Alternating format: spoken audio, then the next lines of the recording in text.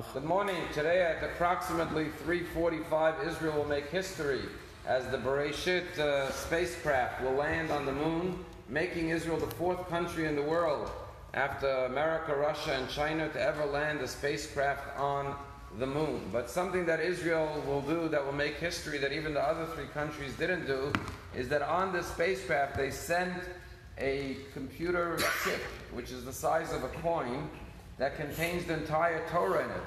So for the first time in human history, the Torah will be on the moon. And now we're approaching Shabbat HaGadol, this Shabbat HaGadol, the great Shabbos. And the reason it's called the great Shabbat is because a great miracle occurred. What was the great miracle? The great miracle was, you know, when there was the Iran-Iraq war in the 80s, they asked Menachem Begin, who do you want to win the war? And he said, I wish both sides much success. So what happened was, when the Egyptian firstborn heard that God was taking the Jews out and the firstborn were going to be killed, so they went to Paro and they said, you better let the Jews go, else we're going to die. Paro was stubborn, hard-hearted. He said, no. So a civil war broke out within Egypt. The firstborns in Egypt revolted against the Egyptians and they killed each other. And we say this in the prayers on Shabbos. We say, L'makei Mitzrayim b'choreihem. God struck the Egyptians through the firstborn. Kilo chazeh. This is God's greatness, His kindness. And that's why it's called Shabbat HaGadol. Another reason it's called Shabbat HaGadol, in addition to the great miracle that occurred on this Shabbat, the Shabbos before the Jews left Egypt, was because we read a special Haftorah from the prophet Malachi. And the closing verse of the Haftorah is that God will send Elijah the prophet, who we know comes to the Seder to herald in the usher in the coming of Mashiach. And it says that I will send to you, Hinei Anochi Shalach Lachem, I'll send you Elijah the prophet, Lifnei Yom HaGadol V'Norah, before the great and awesome day will arrive, the day of the coming of Mashiach. So Pesach is not only about the past, it's also about our yearning for redemption in the future. And Shabbat HaGadol reminds us of the promise that God will send Elijah the prophet to announce the herald in the coming of Mashiach. But right before it talks about the coming of Mashiach, it says there'll be one of the prophecies, what will happen in the time of before the coming of Mashiach. V'heshiv leiv avot al banim, the prophet says. The hearts of the parents will be returned to God through the children.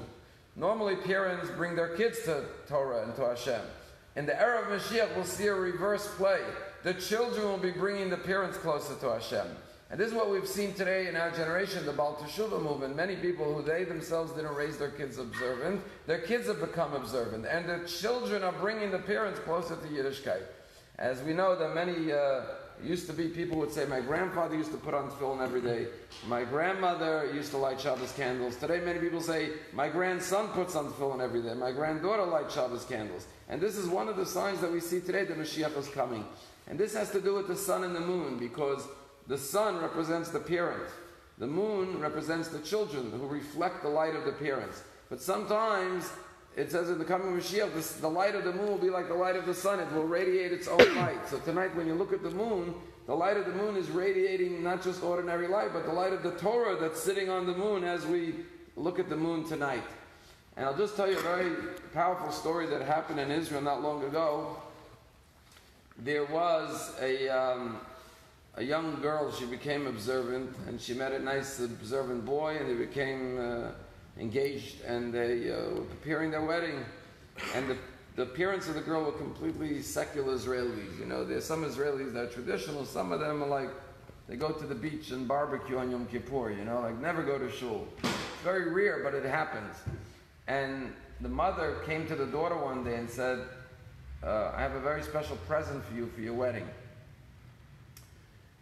We have this very, very expensive set of china, and as a wedding present, we're going to give you, for your new home, this expensive set of china. The girl looks at the mother and says, Mother, it's very generous of you, but I can't take it because your dishes are not kosher, and me and my fiancé, we're going to be keeping kosher in our home, and as you know, going towards Pesach, certain things can be kosher, but earthenware, like china, cannot be kosher, so I can't really use your dishes. And the mother heard that, she started to cry. And the daughter said, I'm sorry, Mom, I didn't mean to upset you or to hurt you. I'm just being honest, I can't use the dishes. Please don't take it personally. And the mother said, I want you to know I'm not crying tears of sadness, I'm crying tears of joy. And she said, when my father, your grandfather, was a very observant Jew, he survived the war, he came from Europe, and I was a rebellious child, I left Judaism, I did my own thing. And when I got engaged to your father, my father said to your father, to my future husband, I want to give you a very special present. I have the talus of my father who died in the Holocaust, and I have his talus, and I want to give it to you, my future son-in-law. You're like my son, my only son. I want to give it to you as a wedding present. And your father, she tells her daughter, my future husband, looked at my father, your grandfather, and said, I really don't need it because I never go to shul, and I'm never going to wear it, so I really don't need the talus. And she said, my father had such a look of pain on his face. When he heard those words, he was so crushed to hear that his son-in-law says, I don't need the talus because I'm never going to shul. I would have no use for a talus. And I've lived with that memory of my father's pain that I've caused him when I married someone who would have no use for a talus. He says, but now when you tell me that you don't need my dishes because you're going to be keeping kosher, I realize that my father took his talus from Shemayim and he spread it over to you and your future husband. And now he's finally having the nachas that he wished he would have had for me and for my husband.